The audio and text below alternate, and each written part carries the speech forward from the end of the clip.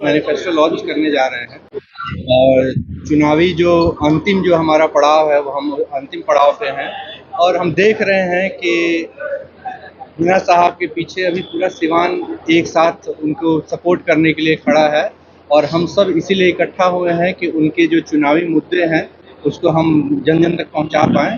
तो अभी हम इसलिए एक यहाँ पे एकत्रित हुए हैं और उस बारे में भी बात करेंगे। तो चुनावी मुद्दे क्योंकि बहुत सारे प्रत्याशी पहले ही अपना घोषणा करते हैं, क्योंकि अभी 2 दिन पहले देखा जाए तो चुनाव प्रचार बंद हो जाए, ऐसे समय में इसका कितना असर होगा? जी बिल्कुल होगा, लोगों तक तो बातें तो पहुंची हैं। हाँ, ये तो एक ऑफिशियल ये है कि हम लोग क्या क्या करना चाहते हैं।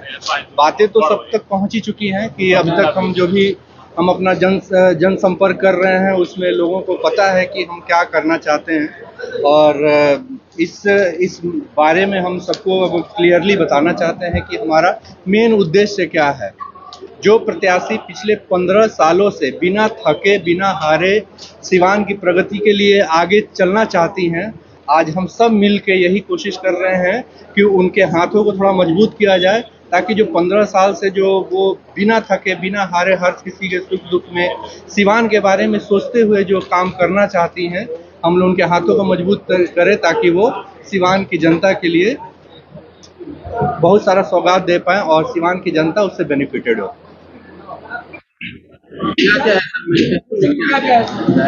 जी देखिए, मैनिफेस्टो में हमारा है कि पहला चीज़ जो होता है किसी भी समाज को सुदृढ़ करने के लिए शिक्षा का बहुत ज़रूरी है। हमारे सोसाइटी में शिक्षित होना बहुत ज़रूरी है। हमारे जो युवा हैं तो हायर एजुकेशन के लिए बाहर जाते हैं तो बाहर सब नहीं जा पाते हैं। तो पहला हमारा उद्देश्य है कि शिक्षित सिवान हो, युवाओं का सम्मान हो, ये हमारा पहला उद्देश्य है।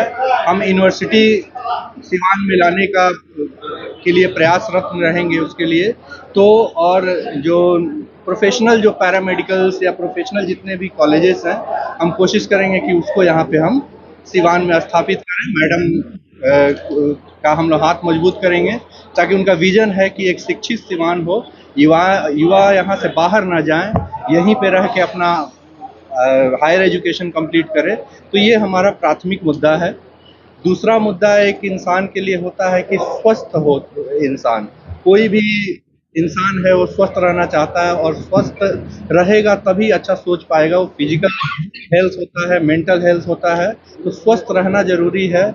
और बेसिक जो स्वास्थ्य की चीज़ें हैं वो अवेलेबल नहीं हो पाती हैं। कितनी बार कितनी परेशानियां होती है गरीबों के लिए, खास करके जो बाहर अफोर्ड नहीं कर पाते हैं, बाहर जाना अफोर्ड नहीं कर पाते हैं। यहाँ हमारे सदर अस्पताल में बहुत सारी चीज़ें हैं जो नहीं अवेलेबल हैं। छोटी छोटी चीज़ों के लिए बाहर जाना पड़ता है। ऐसा लगता है जैसे ट्रैफिक सिग्नल बना हुआ है। पेशेंट सदर अस्पताल जाता है, वहाँ से रेफर कर दिया जाता है गोरखपुर, पटना। क्वालिटी सिवान में है, डॉक्टर्स का भी क्वालिटी है, मेडिकल क्वालिटी है, बस सुविधाएं नहीं है हमारे पास। तो वो हमारा दूसरा मुद्दा होगा जिससे हम लोग सभी अस्पतालों में जो गांव के जो पीएचसी वगैरह हैं, फिर से सदर अस्पताल है, फिर सरकारी अस्पताल है, सरकारी व्यवस्थाएं हैं, उसको सुदृढ़ किया जाए, डॉक्टर्स को अवेलेबल कराया जाए ताकि जो गरीब लोग हैं, जो नीडी लोग हैं, वो लोग अपने स्वास्थ्य का लाभ यहीं से उठा पाएं और ज़रूरी ना पड़े उनको कि बाहर जाने का। तो कहा जाता है कि सिवान का सदर अस्पताल जो है वो रेफरल अस्पताल बन के रह गया है, किसी भी ट्रॉमा सेंटर की फैसिलिटीज यहाँ अवेलेबल नहीं है। जी मैंने बहुत सारे लोग रास्ते में दम तोड़ देते हैं इलाज के अभाव। जी मैंने यही आपसे बोला ना कि ट्रैफिक सिग्नल बनने की ज़रूरत नहीं है किसी अस्पताल का। हमारे पास इंफ्रास्ट्रक्चर है, हमको वहाँ सुविधाएं लानी है। हमारे यहाँ मशीन्स उतने आधुनिक नहीं है क्योंकि हम एफर्ट नहीं ले रहे हैं कि आधुनिक मशीन लाया जाए और यहीं पे हमारा ट्रीटमेंट हो।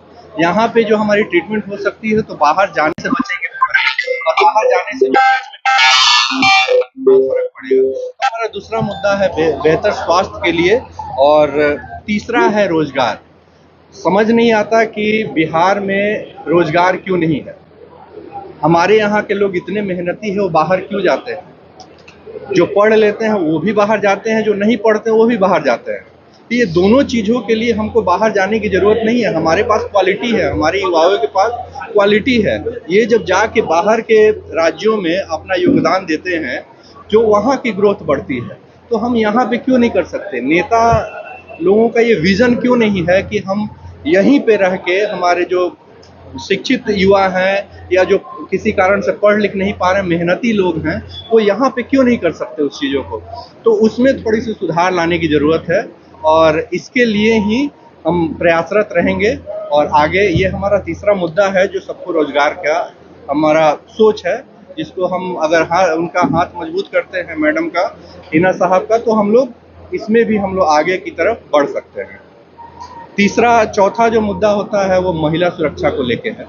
महिला सुरक्षा इक्वली इम्पॉर्टेंट है क्योंकि महिलाएं समाज का एक अभिन्न अंग है। अगर महिला अपने आप को सुरक्षित फील करेंगी तो वो बहुत सारे जगहों पे जाके योगदान दे पाएंगी, अपना नौकरी कर पाएंगी फ्रीली, और बाकी भी जो घर चलाती हैं बाहर की भी चीज़ों में अपना योगदान दे पाएंगी। तो ये हमारा सबसे एक मुद्दा है जिसको हम लोग सुदृढ़ करने की कोशिश करेंगे। पांचवा है हमारा किसान, जो हमारे ये है जो किसान वर्ग है उसके लिए भी हमारे पास फैसिलिटीज़ कम मिलते हैं। उनको अनाज उनका जो निकलता है उसके प्राइजेस कम मिलते हैं।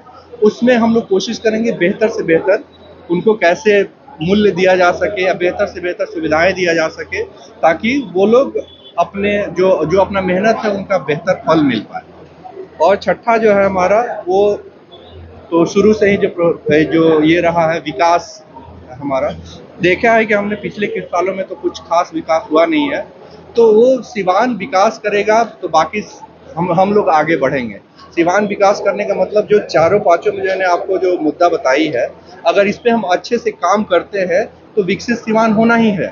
ये हमारा बाई प्रोडक्ट होगा, जो हमारा पांचवा जो ये है वो बाई प्रोडक्ट होगा। बाकी चारों जो हम लोग करने की कोशिश कर रहे हैं उसका रिजल्ट होगा कि एक विकसित सिवान, एक भारत के मानचित्र पे बहुत इम्पोर्टेंट जगह है सिवान, उसको फिर से देखा जा सके, इसके लिए हम लोग बिल्कुल प्रयासरत रहेंगे। अच्छा, इधर आप लोग विकास की बात कर रहे हैं, सीमान का एक ब्लू प्रिंट तैयार करके उसको लोगों को बता रहे हैं, और उधर हिंदुस्तान पाकिस्तान जिहाद ये सब स्टेटमेंट आ रहा है।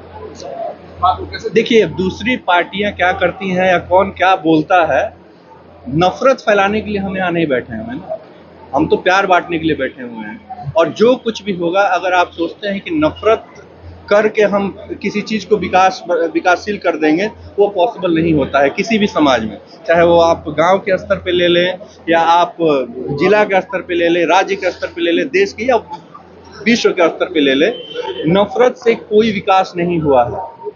प्यार से विकास होगा और एक दूसरे से मिल के हम अगर काम करेंगे तभी विकास पॉसिबल है। कोई एक बंदा कुछ नहीं कर सकता है, या कोई एक समाज जो है, एक कास्ट जो है, ये कुछ नहीं कर सकता है। जब तक पूरा संगठित नहीं रहेगा, सारे वर्ग के लोग एक साथ नहीं रहेंगे, तब तक कुछ नहीं हो सकता है। क्या ये मान के चला जाए कि सीवान इतिहास रचेगा, एक नई परंपरा को यहाँ से उत्पन्न करेगा कि बिना किसी पर कटाक्ष किए, बिना जात पात की बात किए कोई चुनाव जीते?